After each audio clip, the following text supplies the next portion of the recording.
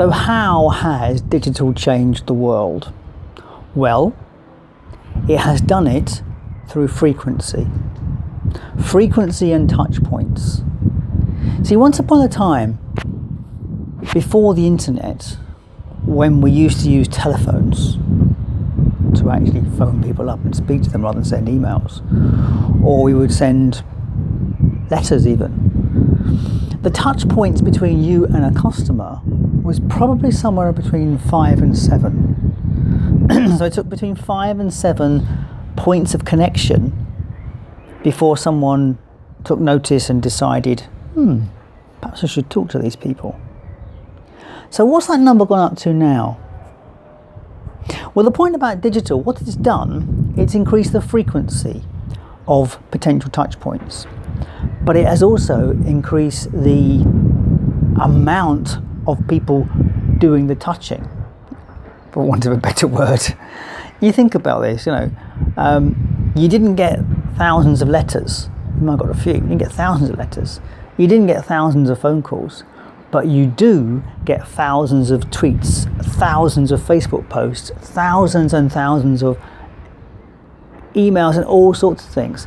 There are so many opportunities for anybody to connect with anybody that the number of touches required to actually register with someone or make someone aware of you has gone up.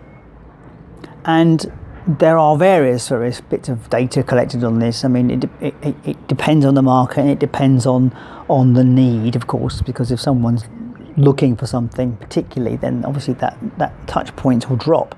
But the main point is, it is well into double figures, and possibly as many as 20 touch points. And that's one of the reasons why the big advocates of this, people like Gary Vaynerchuk, will say that you need to be everywhere. Because when you're everywhere, people see you everywhere, and then they respond to you because they've seen you all over the place. And there's a lot of logic to it. Because one of the problems of being everywhere, it's actually quite hard to be everywhere. It's actually quite an effort to make sure you are everywhere. And I certainly don't advocate it with our clients. I think it's too much of a journey for most medium-sized clients to be everywhere. I think it's better to focus on one location, but do it strategically. So with a client at the moment, we're thinking about launching a new service, and the strategy we're going to do, because it's going to be a home service, something that requires someone's house, and that's what it's locked towards. So probably what we're going to use is a combination of direct mail, or probably not direct mailing. We're probably going to use something like post office mail, because the post office will allow you to actually they'll deliver leaflets to people based on a geographical area. So we'll use geographical leafleting via the post office. So I think there's a bit more power because it arrives with the mail. It gives a bit more relevance to something. But we'll also support it by using digital advertising, possibly Facebook, most likely Facebook, because we can geo-target better. So that's just an idea. That's a strategy we're looking at the moment. And the point is, people will see it in their letterbox, and they'll see it when they're surfing. And I can't say what the product is at the moment because we're not there. But you can see the concept behind it. It's about how do you find places, multiple touch points for your prospect.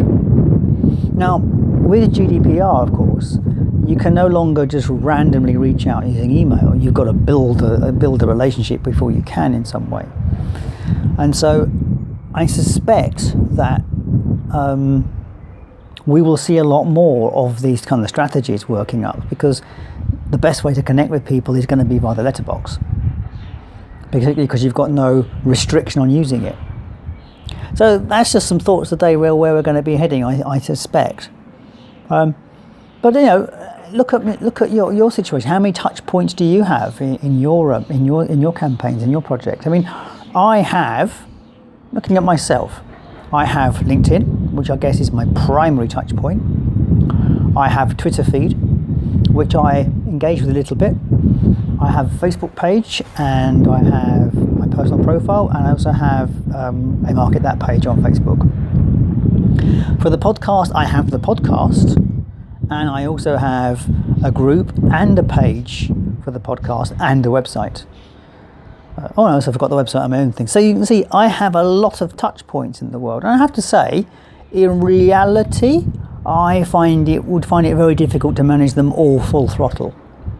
I would need a bigger team to do that.